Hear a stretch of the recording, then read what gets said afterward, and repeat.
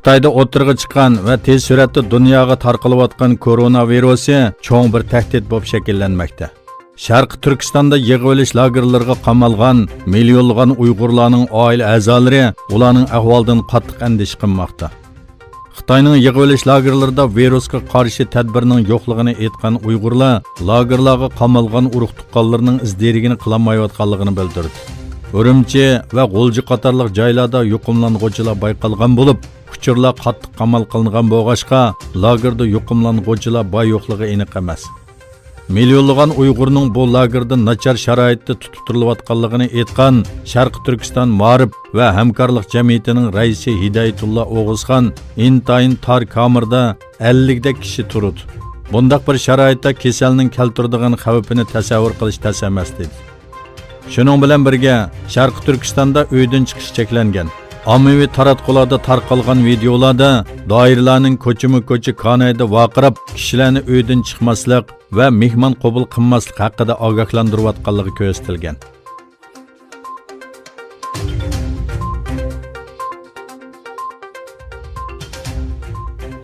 Turkiyaning Elazığ viloyatida 6,8 bal yer tavirgandan keyin Sharq Turkiston tashkilotlari safarbarlik chaqirig'iga ovoz qo'shdi.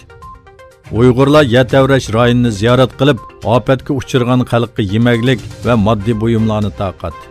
29 yanvar rayonni ziyorat qilgan bir hay'at Elazığ hukumat raisi Shohin Sharif o'g'illar va parlament a'zosi Zulfo Darimbog'ni ziyorat qilib, Sharq Turkiston xalqining salomini yetkazdi. Doiralarning ruxsati bilan ofat rayoniga cho'ng bir Sharq Turkiston bayrog'i esildi.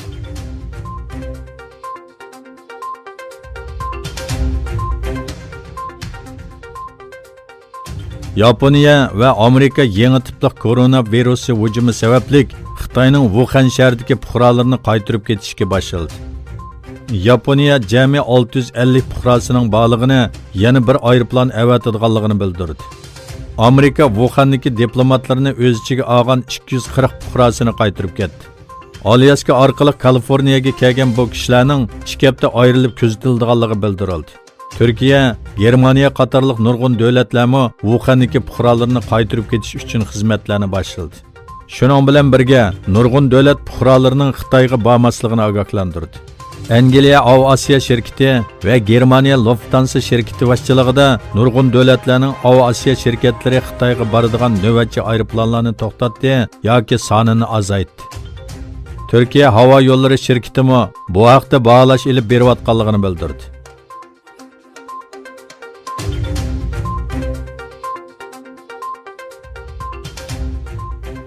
Xitoyda Wuhan boshchiligida nurg'un shaharda millionlagan kishilarning garantiniga ilinishi va qatnashning qamal qilinishi bilan hamma Alvasti shahriga aylanmoqda. 4 oy burun Shamin shahriga til o'rganishga borgan va virus sababli Turkiyaga qaytib kelgan Aran O'chaq mundaq dedi. Ta'tilimiz asli 16 martda to'shatdi. Lekin maktab bizga uqtirish qilib, yangi bir uchur kammigacha qaytib kelmasligimizni aytdi. Shahar sirtiga chiqqanlar qaytib kelmadi. Men turgan shaharda yuqumlanuvchi soni 30 dan 56 ga chiqdi.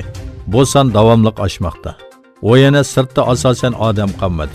Maska taqmagan kishilarni ko'ngili bo'lmaydi. Hamma Alvasti shahriga aylanmoqda dedi.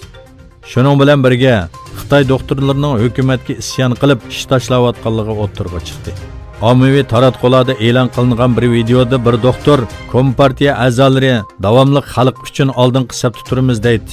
Qani shular kelib bu xatarlik paytda oldingi safga chiqsin, kelsin, doktorlar bilan navbat almashtirsin dedi.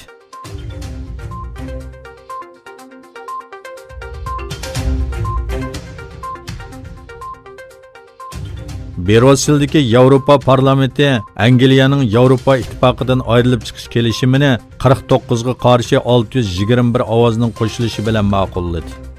Bu kelishim Yevropa kengashida ma'qullangandan keyin rasmiy kuchga ega bo'ladi. Shuning bilan 31 yanvar Angliya Yevropa ittifoqidan ayrilib chiqadi. Angliyaning Yevropa ittifoqidagi 73 nafar parlament a'zosi o'rnini bo'shatdi.